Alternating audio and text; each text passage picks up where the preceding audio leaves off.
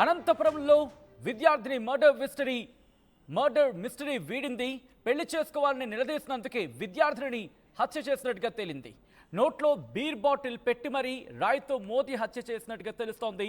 Inter విద్యార్థిని తన్మయి ఇంటి నిర్మాణానికి బేల్దారిగా పనికి వచ్చాడు నరేష్. తన్మయికి మాయమాటలో చెప్పి వలలో వేసుకున్నాడు నరేష్. తనకు పెళ్లైన విషయం చెప్పకుండా దాచిపెట్టాడు. తన్మయి పెళ్లి ప్రస్తావన తీసుకురావడంతో అంతమొందించాలి అనుకున్నాడు నరేష్. పెళ్లి చేసుకుంటానని తీసుకెళ్లి తన్మయిని హత్య చేశాడు నరేష్. దానికి సంబంధించిన బిగ్ బ్రేకింగ్ న్యూస్ చూస్తున్నారు. అనంతపురంలో ఈ మర్డర్ మిస్టరీ వీడింది. విద్యార్థిని చంపేసిన ఆ దుర్మార్గుడికి సంబంధించి విషయం బట్టబయలైంది. పెళ్లి చేసుకోవాలని నిలదీసినందుకే విద్యార్థిని హత్య చేసినట్టుగా తేలింది. నోట్లో బీర్ బాటిల్